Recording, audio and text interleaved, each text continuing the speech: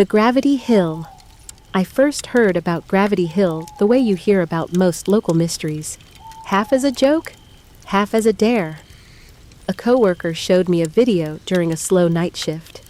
A car sat at the bottom of a shallow rise on a dark road, headlights off, engine quiet. The person filming laughed as the driver took their foot off the brake. The car should have rolled backward. Instead, it drifted forward, slow and smooth, climbing the hill like it had somewhere to be. Optical illusion, I said, because that's what you say when something unsettles you but hasn't earned fear yet. Yeah, my coworker replied. But people swear there are kids buried there. If you put baby powder on your bumper, you'll see handprints. He laughed. The video ended. The room went back to normal. But the idea stuck. Not the ghosts, just the movement. The way the car rolled uphill without effort. It felt wrong in a quiet, physical way, like watching water run backward down a sink. I told myself I was curious. That was the word I used when, a few nights later, I drove out alone after midnight. The road to Gravity Hill peeled away from the highway and narrowed quickly. Streetlights disappeared. My phone signal dropped to nothing. Trees pressed in on both sides, their branches leaning over the asphalt like they were listening. The air smelled damp and old, like leaves that never fully dried. There was no sign marking the place. No warning, just a dip in the road and a rise beyond it, barely visible in my headlights. If I hadn't known what I was looking for, I would have driven right past. I stopped at the bottom of the dip and sat there with the engine idling. The silence outside the car felt heavy, not peaceful, like the night was waiting for something to happen. I shifted into neutral and took my foot off the brake. The car didn't move at first, then it began to roll forward, not fast, not sudden. Just a steady, patient drift uphill. My chest tightened. I pressed the brake. The car stopped. I released it again. The car continued its slow climb, like gravity had changed its mind. I laughed under my breath, sharp and nervous. Okay, I whispered, as if the road could hear me. I told myself it was the slope, the trees, the darkness tricking my eyes. That's what the comments online always said. That's what made it safe. I pulled back down to the starting spot and turned off the engine. The sudden quiet inside the car made my breathing sound too loud. I sat there for a moment, my hands on the wheel, feeling the faint tick of cooling metal. When I released the brake again, the car rolled forward. With the engine off, it felt worse, more deliberate, like something had answered a signal. I glanced at my phone. No service. The time read 11:37, but the clock had been unreliable since I lost signal. I didn't dwell on it. I reached into my glove compartment, meaning to grab my flashlight. My fingers touched plastic. A small bottle of baby powder. I froze. That doesn't sound important, but my glove compartment was one of the few spaces I kept organized. I knew what belonged there. I didn't remember putting the bottle back. I told myself I'd forgotten. I told myself that all the way as I got out of the car and stepped into the cold night air. The smell of wet leaves was stronger outside. The woods felt close, the darkness thick between the trees.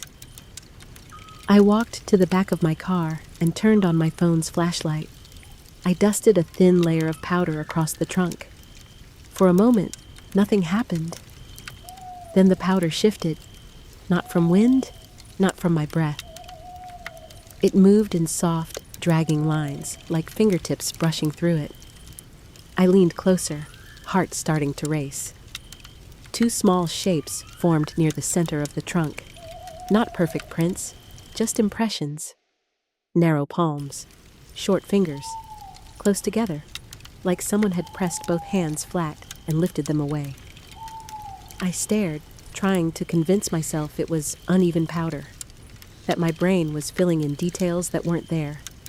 A sound came from the trees to my left, a soft scuff, then another. Footsteps. They weren't rushing. They weren't heavy. Just careful, measured steps. And stopping and starting like whoever was walking didn't want to be noticed. I turned my head slowly, sweeping the flashlight beam across the ditch and the edge of the woods. The light caught weeds and tree trunks and nothing else. When I looked back at the trunk, a new line had appeared in the powder. One thin streak slowly drawing inward as if something unseen was tracing a finger through it. I felt the skin on my arms tighten. Then I heard it. A laugh. Quiet. Small. The kind of laugh a child makes when they're pleased, not trying to scare anyone. It came from somewhere just beyond my left shoulder. I wiped the trunk hard with my sleeve, smearing the powder into a chalky mess, and turned back toward the driver's seat. My phone light flickered once as I moved, a brief blink of darkness that made my stomach drop.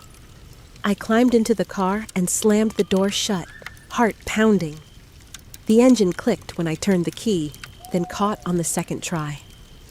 I turned on the headlights and pulled forward, eager to leave the dip behind.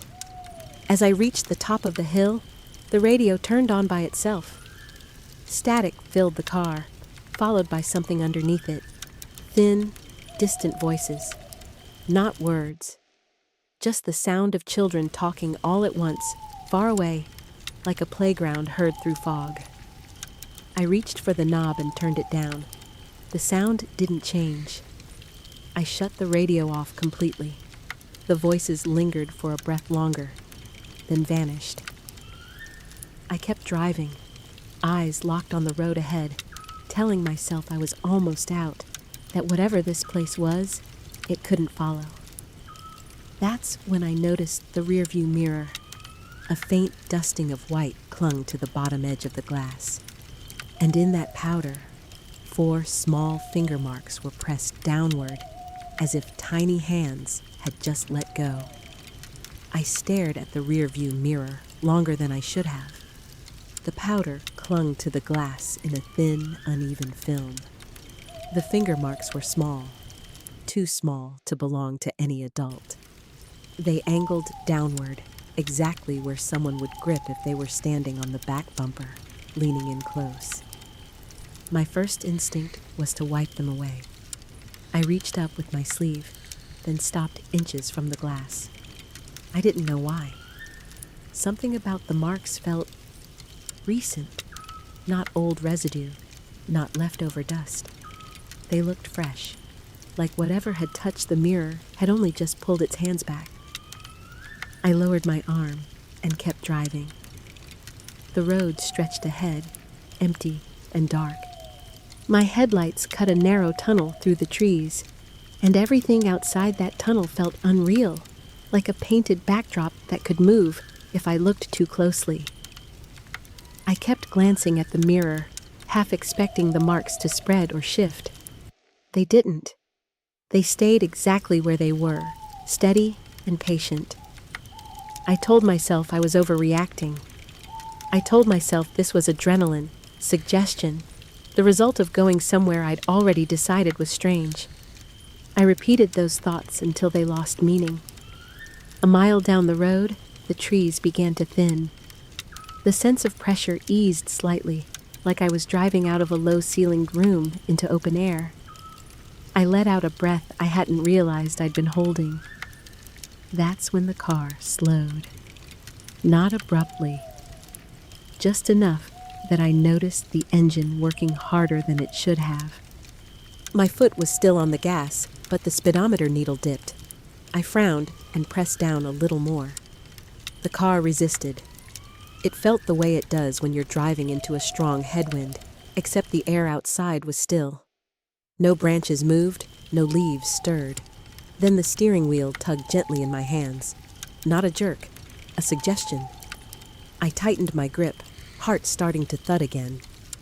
The wheel pulled left, just slightly, as if the road wanted me to turn down a narrow side path, that hadn't been there when I came in. "There is no turn," I muttered. The headlights swept across the shoulder as the wheel pulled again, a little harder this time. For a split second, the beam caught something pale between the trees. Small, vertical shapes, too evenly spaced to be trunks. I forced the wheel straight and pressed the gas harder. Thus the engine revved, and the car lurched forward, breaking whatever invisible resistance had been holding it. The road went straight again. I didn't slow down after that. I drove faster than I should have, eager for the familiar glow of town lights. When I finally reached the first street lamp, its orange halo felt unreal, like a promise I didn't quite trust. I didn't look at the mirror again until I pulled into my driveway. The finger marks were still there. Under the porch light, the powder looked duller, more ordinary. I wiped the mirror with my sleeve in one hard swipe. The marks smeared, then disappeared, leaving faint streaks that vanished when I wiped again. I stood there for a moment, breathing in the quiet of my own neighborhood. Everything was normal. Lawns, houses, a distant dog barking. I told myself that was the end of it. That night, I dreamed of rolling, not falling, rolling, slow and smooth like drifting on water. In the dream, I was lying on my back, staring up at a sky without stars as the ground carried me somewhere I hadn't chosen. I tried to dig my fingers in, but the surface beneath me was slick, dusted with something fine and white. I woke just before morning with the sensation of small hands pushing at my shoulders. I didn't go back to Gravity Hill. I avoided even thinking about it for a while, the way you avoid touching a sore tooth with your tongue. When videos popped up on my feed, I scrolled past them quickly. When coworkers joked about it, I stayed quiet. For a few weeks, nothing happened. Then I noticed the slope. It was subtle at first. Well, the driveway outside my apartment had always been slightly angled toward the street. But one morning, as I stood there loading groceries into my car, I felt myself lean forward to keep balance. It felt steeper than I remembered. I shrugged it off. Bad sleep, stiff legs. But over the next few days, I caught myself noticing it everywhere. Parking lots, side streets. Even the hallway in my building felt like it dipped ever so slightly toward the exit. The sensation wasn't dramatic. It was more like a suggestion my body couldn't ignore.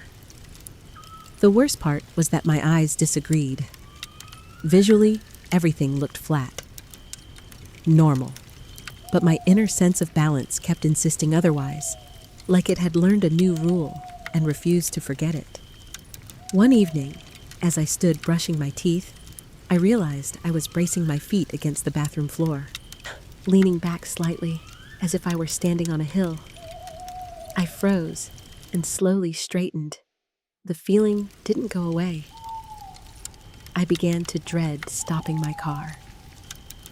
At traffic lights, when I shifted into neutral without thinking, the car crept forward just a fraction before I hit the brake. I told myself it was the road camber, gravity doing what it always does. But once, late at night in an empty parking lot, I tried an experiment I shouldn't have. I parked, shut off the engine, and released the brake. The car rolled. Not much, just enough. My chest tightened. I slammed the brake back down and sat there, staring at the dashboard until my pulse slowed. I stopped experimenting after that. The sounds came next. Not every night, not clearly, just enough to make me doubt myself. A faint scuff in the hallway outside my apartment, one like shoes on carpet. A soft thud against the back of my car when I parked, too light to leave a dent. Once, while taking out the trash, I heard laughter echo faintly down the street, high and distant, with no source I could see. Each time, I told myself it was coincidence. Each time, it felt like lying. The dreams changed too. In them, I was always in motion, always being guided. Sometimes I was in the car again, rolling uphill in the dark, hands hovering uselessly over the wheel. Other times, I was walking barefoot on a slanted road, pushed gently from behind by hands that never appeared in my vision. I woke from those dreams with sore calves, like I'd been straining against something all night.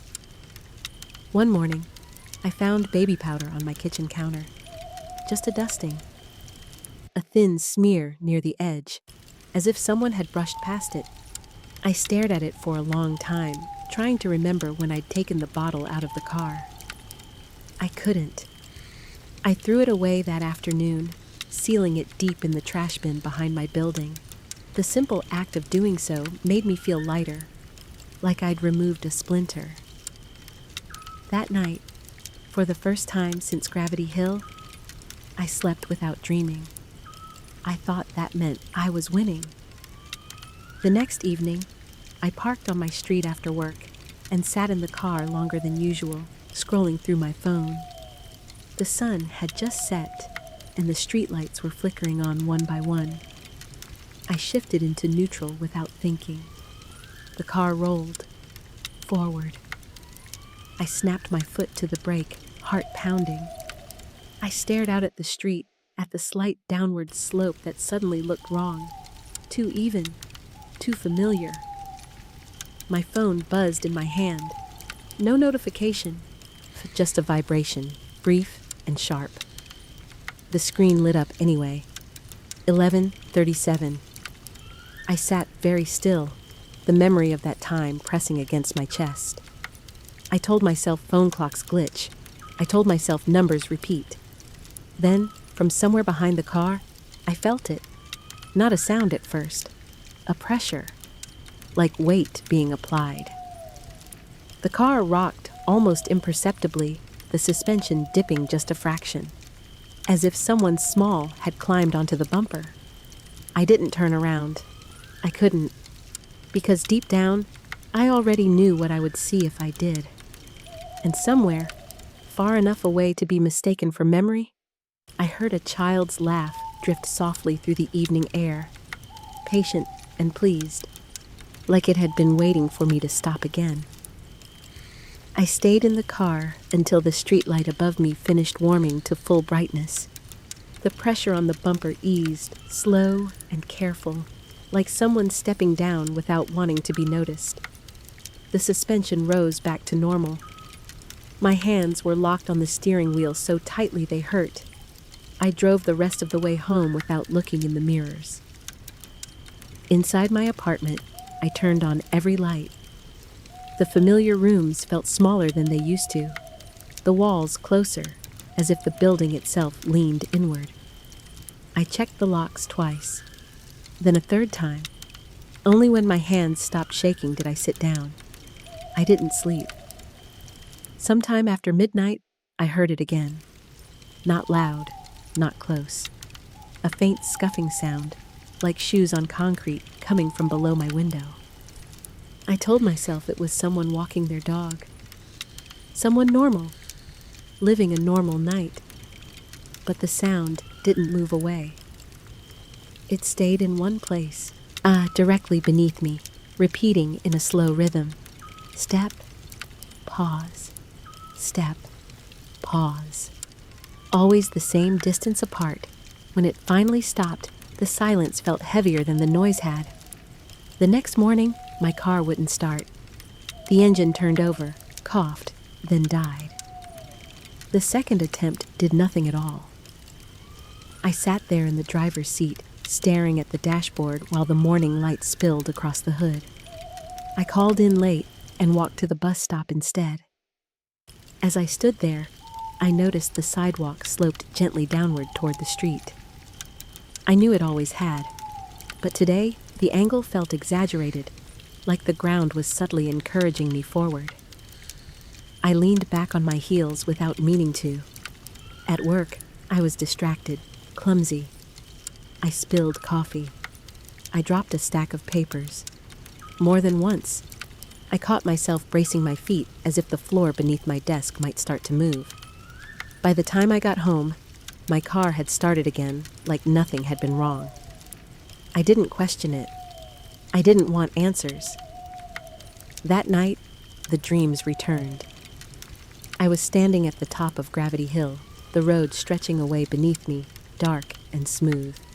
I could feel hands at my back, not pushing hard, just guiding, patient, certain. No matter how I shifted my weight, I couldn't step away from the edge. When I woke, my calves burned. On the fourth night after that, I heard knocking. Not on my door, on the wall. 3 soft taps, low and close to the floor, like someone rapping gently from the other side. I held my breath and listened. The taps came again, same place, same rhythm. I crouched and pressed my ear to the wall. Nothing. I stayed there for a long time, waiting for laughter, footsteps, anything. Eventually, the silence returned, thick and watchful. The next morning, I found powder on the floor near that wall. Just a dusting, barely visible unless you knew to look.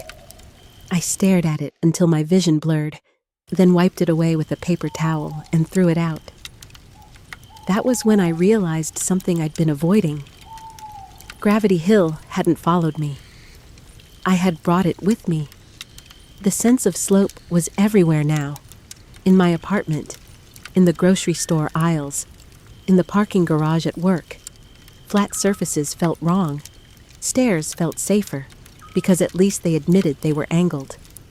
The idea settled into me slowly, horribly clear. Something needed me to stop, to pause, to put things in neutral. It didn't want me driving fast, moving forward, choosing direction. It wanted stillness. It wanted that suspended moment when the rules softened and the ground decided which way you went.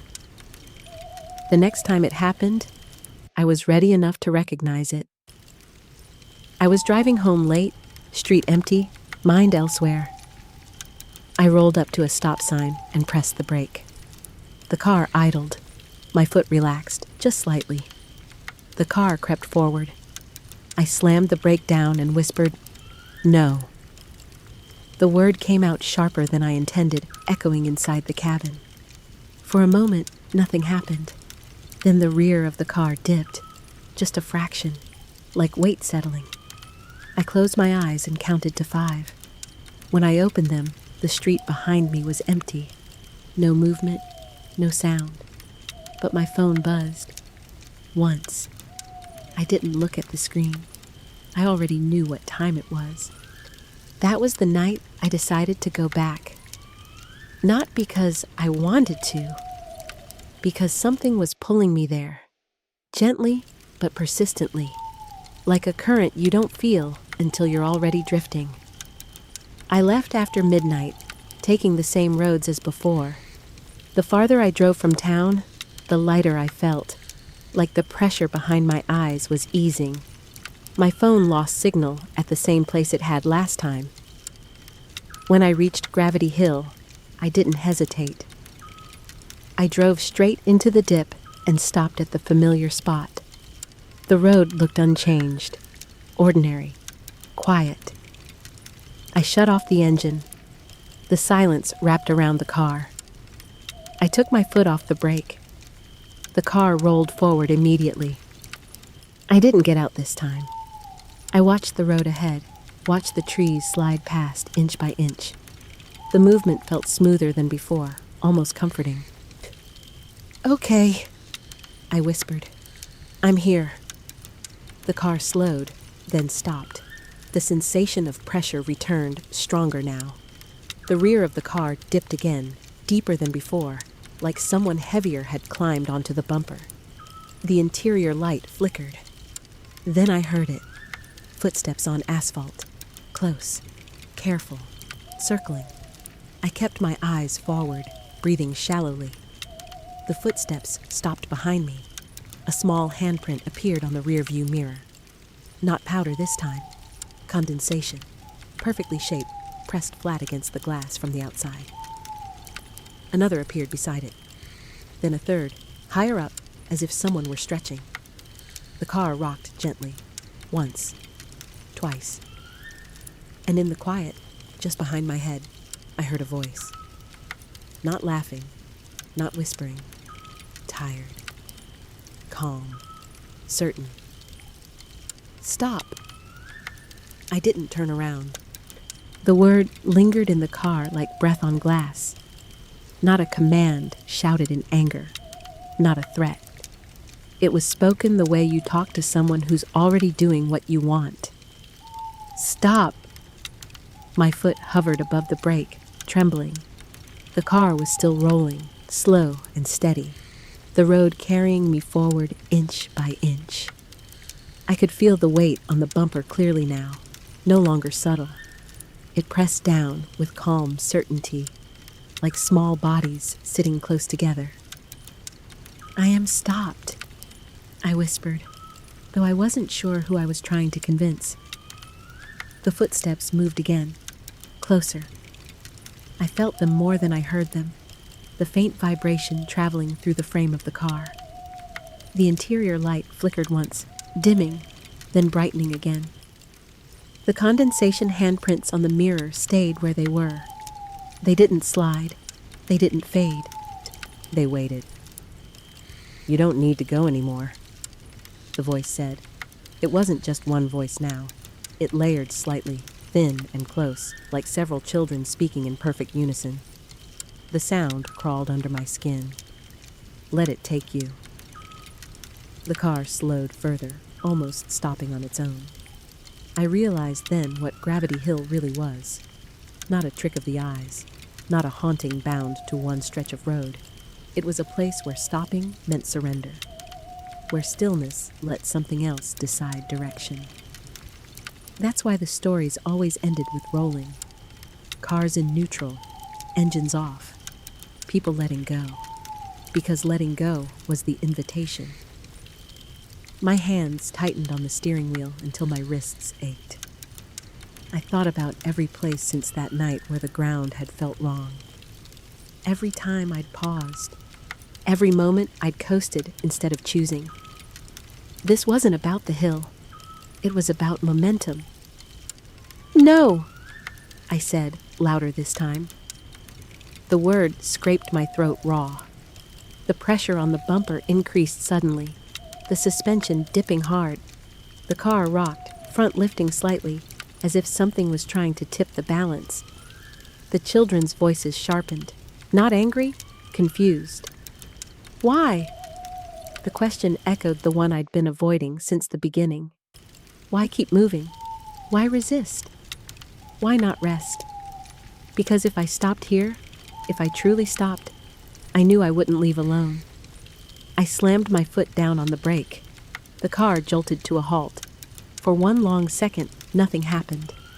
Then the weight dropped. Hard. The back of the car bounced as if whatever had been there slid off all at once. The suspension rebounded violently. The handprints on the mirror smeared and vanished in a rush of fog. Outside, something ran. Not circling anymore, not careful. Running away, fast and frantic, retreating down the road behind me. The sound scattered into the trees and was gone. The silence afterward felt stunned. I didn't wait. I turned the key. The engine roared to life immediately, louder than it ever had before. I shifted into drive and pressed the gas hard, forcing the car forward, up and out of the dip. As I climbed the hill, the road finally felt right. The incline matched my eyes. The world snapped back into agreement. I didn't look back. I drove until the trees thinned, until streetlights returned, until my phone buzzed with signal like nothing had ever been wrong. I didn't slow down until I was home, parked under a light bright enough to erase shadows. That night, I slept. No rolling, no hands, no laughter. The dream stopped after that. The slopes faded slowly. Over weeks, then months, flat ground felt flat again. My car behaved the way it always had. Neutral meant still. Gravity pointed in one direction. But I learned something I can't unlearn. I don't coast anymore. At stoplights, my foot stays firm on the brake. On hills, I engage the parking brake every time. I don't sit in neutral, not even for a second. I choose motion or I choose stillness, but never the space in between. Because I know now what waits there. Sometimes, late at night, when I drive past an empty road that dips just slightly before rising again, my chest tightens. I keep my speed steady. I don't slow to look. And far behind me, where my headlights can't reach, I imagine Gravity Hill waiting patiently, perfectly level, perfectly wrong, ready for the next person who decides to stop and let the road choose for them. If you enjoyed this story, consider subscribing for more long-form horror narrations. You have been listening to American Haunted Tales. Thank you for watching.